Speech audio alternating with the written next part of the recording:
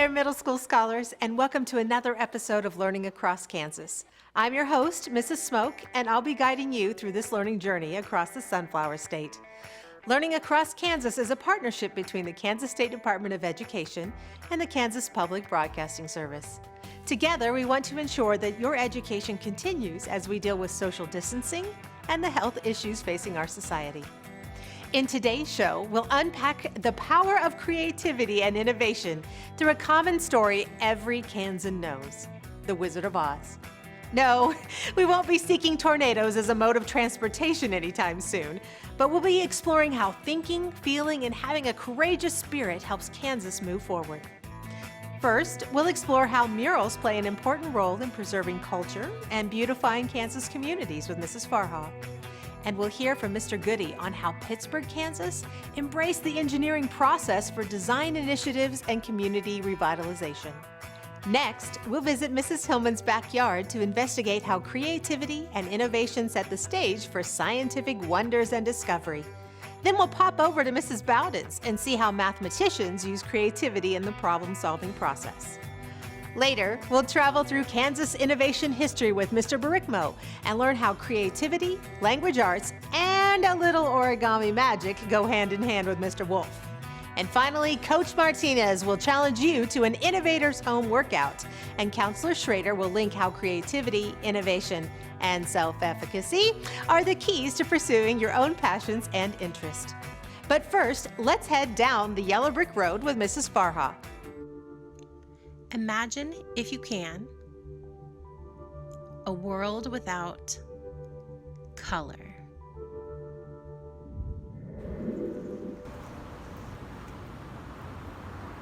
I don't think we're in Kansas anymore. Thank goodness in Kansas, we don't have to. The movements to beautify our communities can be seen from big city to small, Wichita to Kansas City, even in our state capital. The murals have brought life to previously struggling areas. The new aesthetics encourage people to come together and see joy in their own neighborhood. The Douglas Design District in Wichita is one area that has seen a major growth in outdoor art over the past 8 years.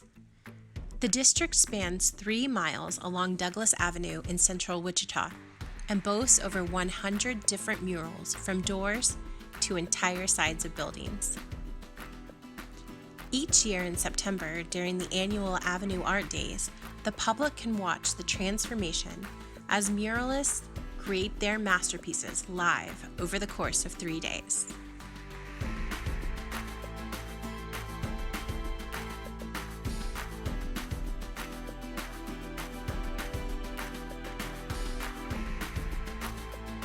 The art doesn't stop on buildings. You can also find 10-foot-tall Keeper of the Plains statues throughout the city. Together, Wichita works with local artists to create one-of-a-kind pieces that showcase different elements of the city and businesses. There are currently over 35 unique statues that span from east to west. Wichita also has a world record-setting mural that is the largest in the world completed by a single artist. The mural on the side of the Beechner grain elevator took 2 years to complete and brings unity to the African American and Latino populations. Maybe you're ready to create something to bring joy and beauty to the area where you live. You might be lucky enough to have a space to add something permanent, or you might have a fence calling out for some sidewalk chalk. Always remember to ask. Use masking tape to create a geometric design and fully color in each part. Remove the tape and enjoy your creation. Hey guys, I'm Mr. Gudde. Have you ever had a problem and didn't know how to solve it, and then had an aha moment and then solved it? Chances are you use the engineering design process. The engineering design process is a series of steps that we solve everyday problems with. The first stage, define the problem. The second stage is the brainstorm and come up with multiple solutions. Once you have come up with multiple solutions, you're going to go ahead and pick your best solution. After you pick the best solution, you're going to go forward and create a prototype. Then once the prototype is finished, you're going to look for any other things that you can do to improve it, and then go back through the cycle and start again with your problem again. Pittsburgh, being a small town in southeast Kansas, is wanting to move forward in the 21st century. During this time, a new vision took place. Imagine 2030. This vision had 6 areas of focus: housing, economic development, public wellness, the infrastructure, education, and marketing. Now, utilizing this process, Pittsburgh is on a brand new path to great things. We solved some of our own problems with cats not having any toys to play with. Check it out. The cats having no toys around the house was our problem.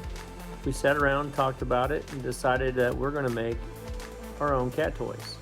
Once we talked about what we wanted to do, we decided on our final solution. The last step was to make a prototype. Now it's your turn. See what else you can solve by using the engineering design process. Until next time, be kind, everyone. Isn't it incredible how reimagining spaces can completely transform and revitalize a community? I wonder how your community is looking to innovate and how your own creative thinking can play a role in that. Now, let's head back out on the yellow brick road towards Olathe, where Mrs. Hillman will show us how wonder and discovery are linked to creativity and innovation. Then we'll visit with Mrs. Bowden in Wichita to see how mathematicians use creativity in the problem-solving process. And we're off. Hey, Kansas scholars, today we're going to be studying creativity and innovation. We're going to put both to work. We are going to create a mini journal that we can place into our larger journal. And there we're going to notice and we're going to wonder to get our creative juices flowing right here in a backyard. Today we're going to use innovation that will make my natural world and also my human community a little bit better. Shout out to an attitude of gratitude. Let's get to work. Creativity, the act or capability of creating or conceiving something original or unusual in a situation. Ways to be creative. Remember to be authentic, original, and even unusual. To be creative, I want you to notice and wonder. The way to do this? Make lists. Carry a notebook. Limit your technology. Be open. Listen to music. Listen in quiet. Meditate. Surround yourself with creative people and don't be afraid to make mistakes. Go somewhere new. Take breaks and just come back to it. Take risks. Don't give up. Innovation is the implementation of something new, putting our creativity to work. To be an innovative thinker, be open to new ideas, be curious, step outside your comfort zone, actively listen and research, embrace diversity, appreciate others' unique qualities, practice empathy, and put those ideas, concepts, and prototypes to work. In that journal, I listed several ways that I could make my backyard better. 3 things stood out. 1, the amount of birds in our backyard and what types they were. Second of all, these reusable, recyclable bottles. We have several in our house. And third, my neighbors. I need to make sure that I have an attitude of gratitude and give back to my neighbors. This was the perfect way to have those ideas come together. That's right, birds, bottles, an attitude of gratitude to design a great innovation. Take a look at what we decided. And here's how those bird feeder water bottles were created.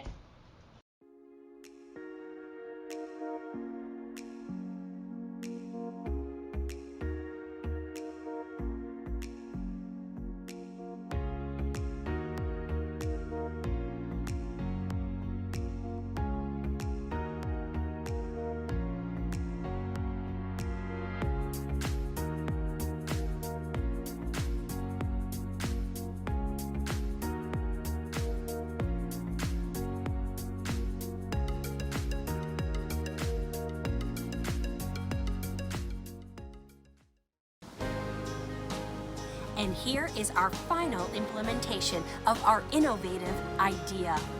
It's the perfect time for attitude of gratitude. Let's go ahead and deliver this to a neighbor's house. Creativity and innovation we were able to implement with an attitude of gratitude. Scholars, science is everywhere, and even in our backyard. Until next time.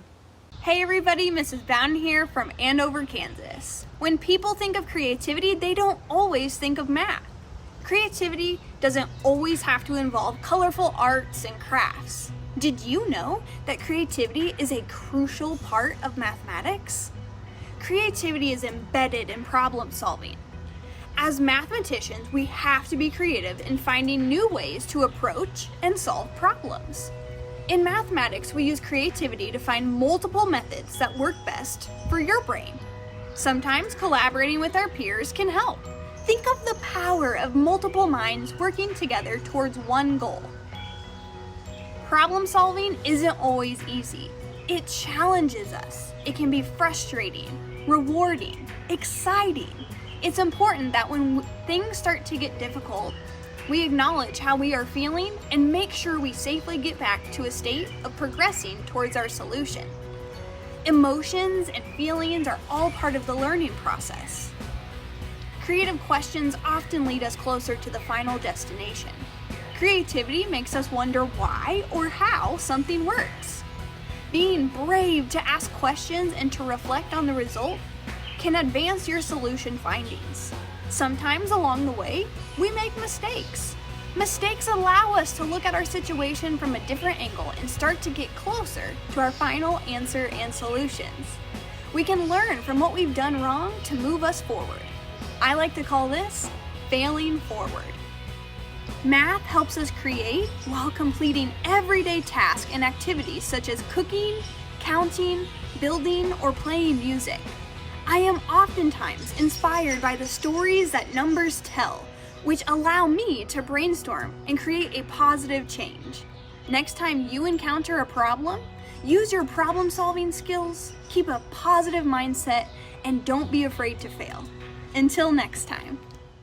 Hey parents, you're doing great! With Kansas school buildings closed and homes being turned into classrooms, parents and caregivers have expanded their roles in their students' learning. This is a new experience for most of us, so let's show one another a little grace. When you and your students start to feel overwhelmed or stressed, take a break. It's really okay. Keeping students interested and engaged in learning is the key to success. Remember, you have an entire community of fellow caregivers and teachers to lean on. Reach out. Together, Kansans can. Welcome back to Learning Across Kansas. I'm your host, Mrs. Smoke. Did you know that in the book, The Wizard of Oz, Dorothy didn't wear ruby slippers? She actually wore silver shoes, and these were symbols to show the value of silver in early 20th century America. Author Frank Baum was a collector of antique silver, and he wrote in his original book that the silver shoes could never wear out, and they would change size by shrinking or stretching perfectly to fit whoever wore them. Now that is creative thinking. Next, let's travel through more innovation in Kansas history with Mr. Barikmo and discuss storytelling magic with Mr. Wolf. Psst, you'll need a sheet of paper for Mr. Wolf's story, so grab one now if you have it. I know there must be something better. Whoa, hey there everybody. You might have recognized that. That was In the City from Joe Walsh, a Kansas native, born in Wichita, Kansas, and wonderful example of creativity and innovation. What we have here in Kansas is absolutely amazing in terms of our history. You can look at music and see people from Joe Walsh to Janelle Monáe. We've also got some great innovators like Omar Kandelic, and he was the man who invented the icy. Coffeyville, Kansas Dairy Queen owner, didn't have a soda machine, so he did his own thing and invented his own drink. And people love that frozen carbonated beverage. Let's learn about some more creative and innovative thinkers from Kansas history. Working here in Bailey Hall in 1905, Hamilton Cady and David McFarland discovered significant amounts of helium in a natural gas sample from Dexter, Kansas. This discovery was so significant in the science community because before this we thought that helium was rare on Earth. but abundant in the sun. The fact that it was discovered in huge quantities here in Kansas and on the Great Plains meant an economic boom for farmers and miners across the area. The discovery of helium is a wonderful example of what we might call the multiplier effect. If we take a look at helium as an example, it's used today in military uses, hospital treatments, MRI machines, fiber optics, computer chips, microchips, welding, airbags.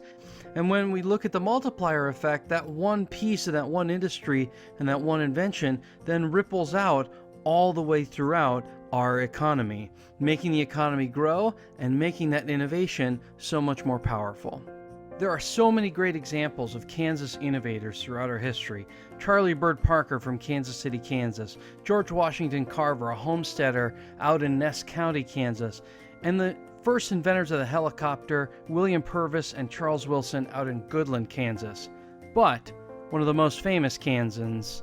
In the winter of 1891, Dr. Naismith was charged with developing a game that would keep his young male students from tackling and becoming too physical during gym classes at the YMCA.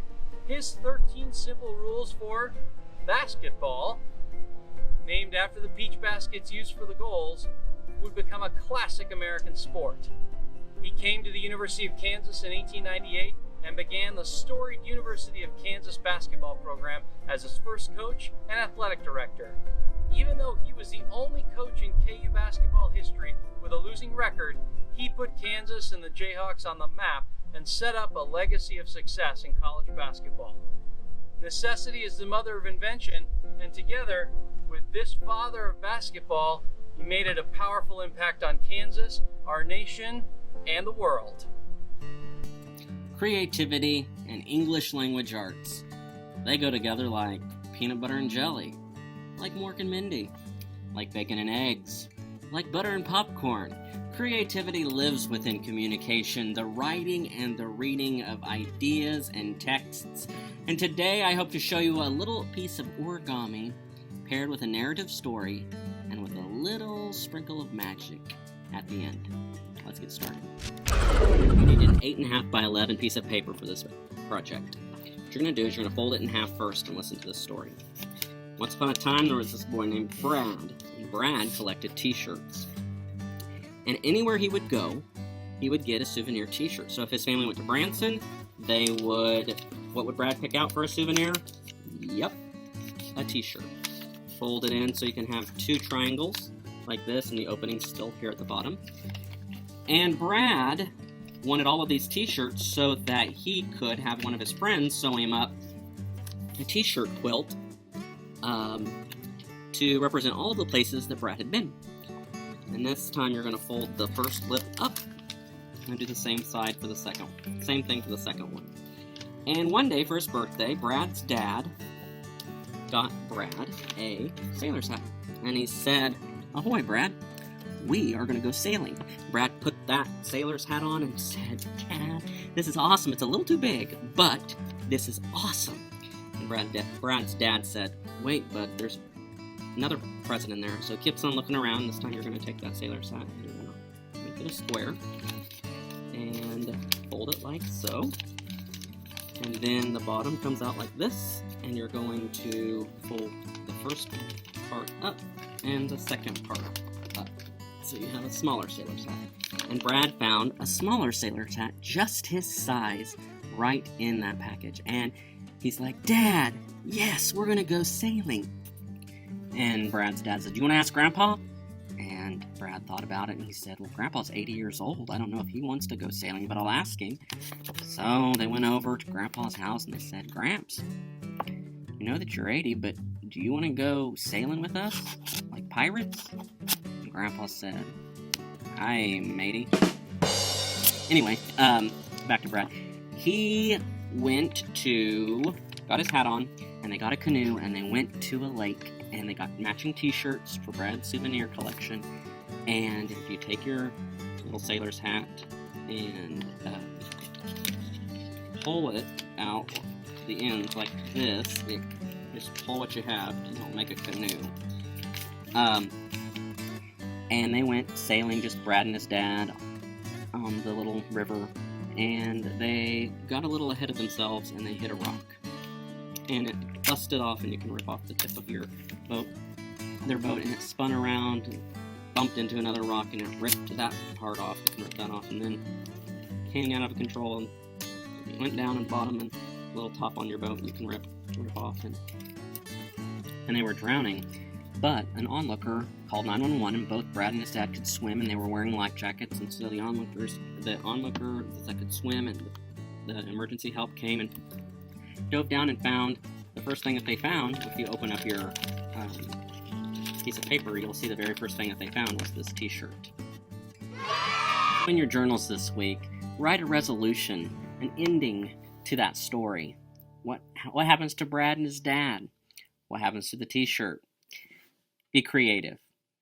Now that we've been talking creativity across the curriculum, we're going to give you a couple of innovative thinking challenges. First up is Coach Martinez in Dodge City, and then Counselor Schrader in Meriden. Take it away, Coach. Hello, Kansas. I don't think we need to be reminded of the interesting times we're all living in and the challenges that come with it. We see it every time we turn on the TV. It's in everybody's topic of conversation. But let's address the elephant in the room either way: the quarantine due to the coronavirus. Most of us are facing many changes, and as we navigate through our new normal, we may have to get creative on how we go about doing our daily lives. Which brings me to my next question: where can our creativity and our spirit of innovation take us? How far are we willing to let us push us? I'm confident we can meet that challenge. Follow me. And as we remain indoors, our physical activity is probably taking a toll. But I can't go outside. I can't even go play with my friends. So what do? For today's activity, we will be concentrating on high interval training, or HIIT for short, of high knees, push-ups, sit-ups, and planks. And there you have it, my friends. Feel free to play around with any of the movement combinations that we just covered, as long as you're being creative, getting your blood flowing, and getting some physical activity. Here's the challenge: how creative can you get? Can you come up with your own workout? Can you invite your mom and dad? That is a challenge. See you on the flip side, Kansas. I hope after watching today's episode, you have been inspired to get out there and try some new ideas. We saw so many examples of people who got out of their comfort zone and pursued their passions with creativity and innovation. All of these inspiring stories got me thinking about one of my favorite picture books titled What Do You Do With an Idea?, written by Kobe Yamada and illustrated by Mae Basom. This book tells the compelling story of a boy who has an idea. However, he doesn't shout it from the hilltops with pride immediately. In fact, there's a point in his story where he admits that he tries to run away from his idea because others may think it odd or different, even though he says the idea made him feel happier when it was around. For some, bursting through the door with your new idea is easy, as some are just naturally confident. Others might try to be like the main character in the book I just talked about and keep your idea a secret, or even try to run away from it. During times like these, it's so important to have confidence. The phrase self-efficacy is often used when talking about confidence. Simply put, self-efficacy is believing in yourself. And research shows that self-efficacy is one of the biggest predictors of whether a person will be successful in a task. So in other words, the more you believe in yourself, the higher the chance that you will be successful. One way to increase those odds is to change the way you talk to yourself. Your internal monologue, or your self-talk, is happening all day, every day. I want you to think for a minute. When you walk into the gym or on the field for a big game, or sit down to take a test, or you walk into the room to have that important conversation with your parents, what do you usually say to yourself? Is it positive or is it negative? Positive self-talk is just one way to increase your self-efficacy and boost your confidence. Henry Ford once said, "Whether you think you can or you think you can't, you're right." Your attitude and self-talk play a strong role in your success. Oh, and remember that book I talked about earlier? You know what that boy did with his idea? He changed the world. Creativity and innovation. Just two of the great characteristics to help make Kansas move forward. No, it doesn't take a wizard or an emerald city to help us find our way in the future. Just like Dorothy discovered that she had the power inside of her all along, so do you, my friends. It's you who will help us reimagine industry, education, agriculture, and technology. Yes, it's you who we think of when we say, there's no place like home. That's our show for today. I hope you've enjoyed this learning journey across the yellow brick road of Kansas. Learning Across Kansas has been a partnership between the Kansas State Department of Education and the Kansas Public Broadcasting Service. Until next time, scholars, keep innovating and creating.